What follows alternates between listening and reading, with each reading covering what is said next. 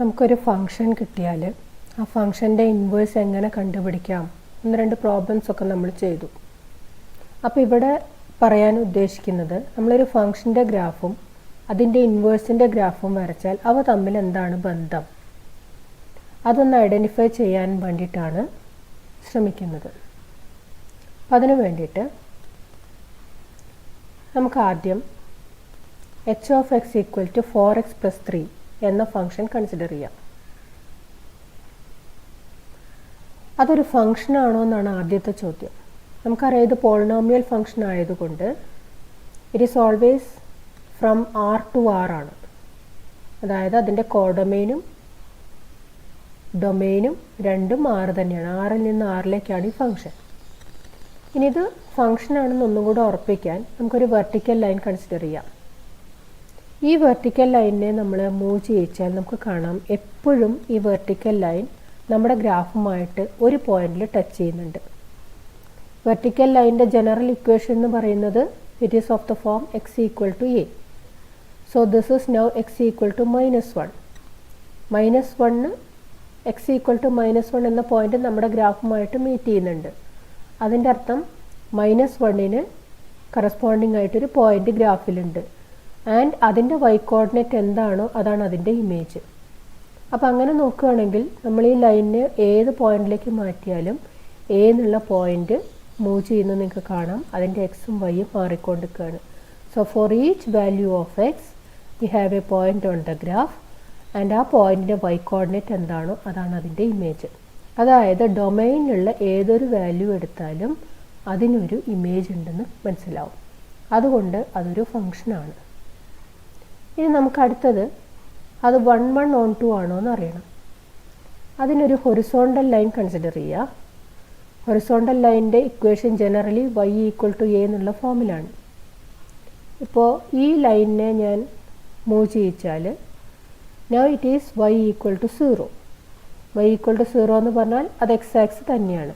അത് നമ്മുടെ ഗ്രാഫിനെ ഒരു പോയിന്റിൽ മീറ്റ് ചെയ്യുന്നു. അതായത് y കോർഡിനേറ്റ് 0 ആവുന്ന ഒരേ ഒരു പോയിന്റ് മാത്രമേ നമ്മുടെ ഗ്രാഫിലുള്ളൂ. ഇനി ഇതുപോലെ നീക്കിക്കഴിഞ്ഞാൽ കാണാം y ഈക്വൽ ടു 1 വരുന്ന ഒരു പോയിന്റേ ഉള്ളൂ, y ഈക്വൽ ടു 2 വരുന്ന ഒരു പോയിന്റേ ഉള്ളൂ. അതായത് y ഈക്വൽ ടു 2 വരുന്ന ഈ പോയിന്റ് ഏതാണോ അതിൻ്റെ എക്സ് കോർഡിനേറ്റ് ആണ് അതിൻ്റെ pre image. So for each value of y we have corresponding pre image. അതുപോലെ ഓരോ എക്സിനും ഓരോ y മാത്രമേ വരുള്ളൂ, ഒരു പോയിന്റിൽ മാത്രം ഇൻ്റർസെക്റ്റ് ചെയ്യുന്നുണ്ട്. So that the function is clearly 1 1 and 1 2. അപ്പോൾ അങ്ങനെയാണെങ്കിൽ നമുക്ക് ഇനി അതിൻ്റെ ഇൻവേഴ്സിനെ കുറിച്ച് ചർച്ച ചെയ്യാം. ഇൻവേഴ്സിൻ്റെ ഫംഗ്ഷൻ നമ്മൾ പ്രോബ്ലം ചെയ്തതാണ്, കണ്ടുപിടിച്ചതാണ്. അതിൻ്റെ ഗ്രാഫാണ് ഇത്. x - 3/4 ആണ് 4x + 3യുടെ ഇൻവേഴ്സായിട്ട് വരിക. ഇനി ഇവ തമ്മിൽ ഉള്ള ബന്ധം ഒന്നും കൂടെ ക്ലിയർ ആവാൻ വേണ്ടിയിട്ട് നമുക്ക് y ഈക്വൽ ടു x എന്ന ലൈനും കൂടെ വരയ്ക്കാം. നിങ്ങൾക്ക് കാണാം ഇൻവേഴ്സിൻ്റെ graph y equal to x എന്ന ലൈനിന് നമ്മുടെ ഫംഗ്ഷനെ റിഫ്ലക്റ്റ് ചെയ്യിച്ചാൽ എന്താ കിട്ടുക, അതാണ് അതിൻ്റെ ഇൻവേഴ്സിൻ്റെ ഗ്രാഫായിട്ട് വന്നിട്ടുള്ളത്. ഇനി എന്താ ഇത് വരാനുള്ള കാരണം, നമുക്ക് നമ്മുടെ ഗ്രാഫിലൊരു പോയിന്റ് എടുക്കാം 30. നമ്മുടെ ഫംഗ്ഷനിലൊരു പോയിൻ്റാണ്. ഫംഗ്ഷനിൽ 30 ഉണ്ടെങ്കിൽ നമുക്കറിയാം അതിൻ്റെ ഇൻവേഴ്സിൽ ഫംഗ്ഷനിൽ 03 ഉണ്ട്. അങ്ങനെയാണെങ്കിൽ അതിൻ്റെ ഇൻവേഴ്സിൽ വരുന്ന പോയിന്റ് 30 ആണ്. അപ്പോൾ ഈ രണ്ട് പോയിന്റ് നമുക്കിവിടെ കാണാം. ഇനി ഈ രണ്ട് പോയിന്റിനെ നമുക്ക് ജോയിൻ ചെയ്താൽ കാണാം ഈ line segment y equal to എക്സുമായിട്ടൊരു പോയിന്റിൽ മീറ്റ് ചെയ്യുന്നുണ്ട്. ഈ പോയിന്റ് എന്ന് പറയുന്നത് ബി സിയുടെ മിഡ് പോയിൻ്റാണ്. അതായത് y ഈക്വൽ ടു എക്സ് എന്ന ലൈനിൽ നിന്ന് ഈക്വൽ ഡിസ്റ്റൻസിലാണ് ഈ രണ്ട് പോയിന്റ്സും കിടക്കുന്നത്. അതുപോലെ ഇവിടെ ഒരു പോയിന്റ് എടുത്താൽ അതിനെ തിരിച്ചിട്ടാൽ ഇവിടുത്തെ ഒരു പോയിന്റ് കിട്ടും. ഈ ലൈൻ സെഗ്മെൻറ്റിൻ്റെ മിഡ് പോയിൻ്റാണ് y ഈക്വൽ ടു എക്സുമായിട്ട് ടച്ച് ചെയ്യുന്ന പോയിൻ്റായിട്ട് വരിക. അപ്പോൾ ഈ ഒരു പ്രത്യേകത ഫംഗ്ഷനും അതിൻ്റെ ഇൻവേഴ്സും തമ്മിൽ വരുന്നത് കൊണ്ടാണ്, അല്ലെങ്കിൽ ഒരു ഫംഗ്ഷൻ കിട്ടിയാൽ അതിൻ്റെ ഇൻവേഴ്സ് എങ്ങനെയാണ് ഡിഫൈൻ ചെയ്യുക ആ ഒരു ഐഡിയ ഇതിൽ വരുന്നതുകൊണ്ടാണ് y ഈക്വൽ ടു എക്സിൻ്റെ രണ്ട് സൈഡും ഒരേ പാറ്റേണിൽ ഫംഗ്ഷനും അതിൻ്റെ ഇൻവേഴ്സും കിടക്കുന്നത്. ഇനി നമുക്ക് വേറൊരു ഫംഗ്ഷൻ കൺസിഡർ ചെയ്യാം. ഇത് നമ്മൾ പ്രോബ്ലത്തിൽ ചെയ്തത് തന്നെയാണ്. 9x² + 6x - 5ൻ്റെ graph. ഇത് ഫംഗ്ഷനാണ്. ബിക്കോസ് നമ്മൾ നേരത്തെ ചെയ്ത പോലെ ഒരു വെർട്ടിക്കൽ ലൈൻ കൺസിഡർ ചെയ്യുക. അത് ഏത് പൊസിഷനിൽ നീക്കിയാലും ഏത് എക്സ് വാല്യൂവിനും ഒരു പോയിന്റ് ഉണ്ട്, അതായത് ഏത് എക്സിനനുസരിച്ചും ഒരു ഇമേജ് ഉണ്ട്. therefore the function is 1 1. ഇനി നമുക്കതിൻ്റെ 1 1 on therefore the graph it is a function ആണെന്ന് തെളിയിക്കാനാണ് വെർട്ടിക്കൽ ലൈൻ ടെസ്റ്റ് ഉപയോഗിക്കുന്നത്. നമുക്കതിൻ്റെ 1 1 on to പ്രോപ്പർട്ടി നോക്കാം. ഇനി ഈ ലൈനിനെ നമ്മൾ മൂവ് ചെയ്യിച്ചാൽ നമുക്ക് കാണാം ഈ ഹൊറിസോണ്ടൽ ലൈൻ നമ്മുടെ ഗ്രാഫിനെ 2 പോയിന്റിൽ ടച്ച് ചെയ്യുന്നുണ്ട്. അതായത് ഇപ്പോൾ നമ്മൾ 2 എന്നുള്ള പോയിന്റിലാണ് ലൈൻ വെച്ചിട്ടുള്ളത്. y കോർഡിനേറ്റ് 2 ആവുന്ന 2 പോയിന്റ്സ് ഉണ്ട് നമ്മുടെ ഫംഗ്ഷനിൽ. അതിൻ്റെ അർത്ഥം ഫംഗ്ഷൻ മെനി 1 ആണ്. 2 പോയിന്റ്സിൻ്റെ ഇമേജ് ആയിട്ട് 2 വരുന്നു എന്നാണ് ഇതിൻ്റെ അർത്ഥം. അപ്പം അതുകൊണ്ട് ഇങ്ങനെയാണെങ്കിൽ ഗ്രാഫ് ഈ രീതിയിൽ എടുത്തു കഴിഞ്ഞാൽ നമുക്കതിൻ്റെ ഇൻവേഴ്സ് ചർച്ച ചെയ്യാൻ പറ്റില്ല. ഇൻവേഴ്സ് ചർച്ച ചെയ്യാൻ പറ്റണമെങ്കിൽ എന്ത് വേണം? It should be 1 1 and on 2. അപ്പോൾ ഇനി അതിനെ 1 1 on 2 ആക്കാൻ എന്താ മാർഗം നോക്കുക. ഈ ഭാഗം കൂടെ എടുത്താൽ അതിന് 1 1 on 2 പ്രോപ്പർട്ടി കിട്ടൂല. അപ്പോൾ നമുക്ക് എന്ത് ചെയ്യണം? ഇതിൽ ഏതെങ്കിലും ഒരു ഭാഗം എടുക്കാം. So let us consider the graph 0 തൊട്ട് ഇൻഫിനിറ്റി വരെയുള്ള ഇങ്ങോട്ടുള്ള ഭാഗത്തെ ഗ്രാഫ് മാത്രം എടുക്കുക. ഇനിയിപ്പോൾ ഈ ലൈൻ മൂവ് ചെയ്യിച്ചാൽ നിങ്ങൾക്ക് കാണാം അത് ആ ചുവന്ന ലൈൻ, അതായത് ഇപ്പോഴത്തെ നമ്മുടെ ഗ്രാഫിന് ഒരു പോയിന്റിൽ മാത്രമേ ടച്ച് ചെയ്യുള്ളൂ. അതായത് അതിന് 1 1 പ്രോപ്പർട്ടി ഉണ്ട്. ഇനി കോഡൊമൈൻ 6 ആയിട്ട് എടുത്താൽ അത് ഓൺ 2 ആവുമോ നോക്കുക. ഇതാ ഞാൻ താഴോട്ട് നീക്കി. -6 താഴെയും വാല്യൂസ് ഉണ്ട്.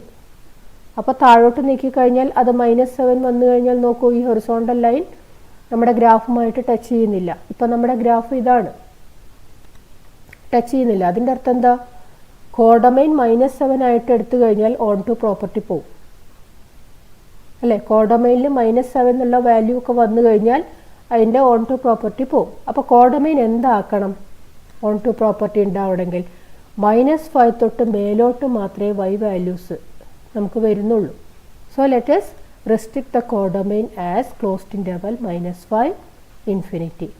അപ്പോൾ 0 ഇൻഫിനിറ്റിയിൽ നിന്ന് -5 ഇൻഫിനിറ്റിയിലേക്കുള്ള ഗ്രാഫ് അല്ലെങ്കിൽ ആ ഭാഗം മാത്രം കൺസിഡർ ചെയ്താൽ അവിടെ നമുക്ക് 1 1 on 2 പ്രോപ്പർട്ടി ഉള്ളതായിട്ട് കാണാം.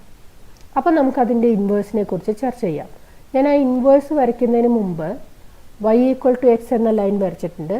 നമ്മൾ നേരത്തെ ഗ്രാഫിൻ്റെ കാര്യം പറഞ്ഞ പോലെ തന്നെ ഇതിൻ്റെ റിഫ്ലക്ഷൻ ബേസ്ഡ് ഓൺ ഈ ലൈൻ ആയിരിക്കും നമ്മുടെ ഇൻവേഴ്സ് ആയിട്ട് വരിക. നമുക്ക് ആദ്യം അതിനെ ഒന്ന് റിഫ്ലക്റ്റ് ചെയ്യിക്കാം. ഇതാണ് അതിൻ്റെ റിഫ്ലക്ഷൻ കിട്ടുന്നത്.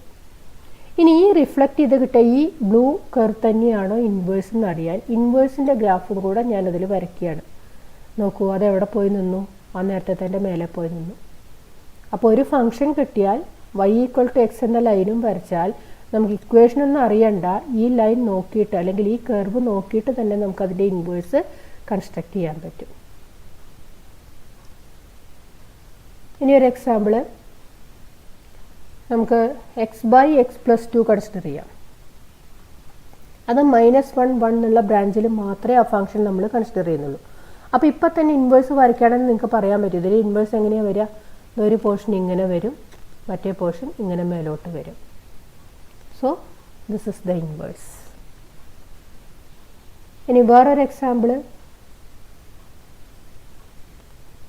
4x+3 divided by 6x - 4. ഇതാണ് നമ്മുടെ ഫംഗ്ഷൻ. അപ്പോൾ ഇതിൻ്റെ ഇൻവേഴ്സ് എന്താ വരിക? ഈ ഫംഗ്ഷനെ y = x റിഫ്ലക്റ്റ് ചെയ്യിച്ചാലും ഇതേപോലെ തന്നെയാണ് കിടക്കുക. അതിൻ്റെ അർത്ഥം ഈ ഫംഗ്ഷൻ്റെ ഇൻവേഴ്സ് ഇത് തന്നെയാണ്. നമ്മുടെ എക്സസൈസിലൊരു പ്രോബ്ലം അതാണ്. f composite f of x = x എന്ന് തെളിയിച്ചിട്ട് അവിടെ ചോദിച്ചിട്ടുണ്ട് what is the inverse of f എന്ന്. So the inverse of f is f itself. അതാണ് ഈ ഗ്രാഫിൽ കാണുന്നത്. അപ്പോൾ ഒരു ഫംഗ്ഷൻ നമുക്ക് കിട്ടിയാൽ ഫംഗ്ഷനും അതിൻ്റെ ഇൻവേഴ്സും തമ്മിലുള്ള ബന്ധം ഈ രണ്ട് ഗ്രാഫും ഫംഗ്ഷനും അതിൻ്റെ ഇൻവേഴ്സും y = x റിഫ്ലക്റ്റ് ചെയ്യുന്ന രീതിയിലാണ് കിടക്കുക. അല്ലെങ്കിൽ y = x സിമെട്രിക് ആയിട്ടാണ് ഈ രണ്ടിൻ്റെയും ഗ്രാഫ് വരിക. ഓക്കെ.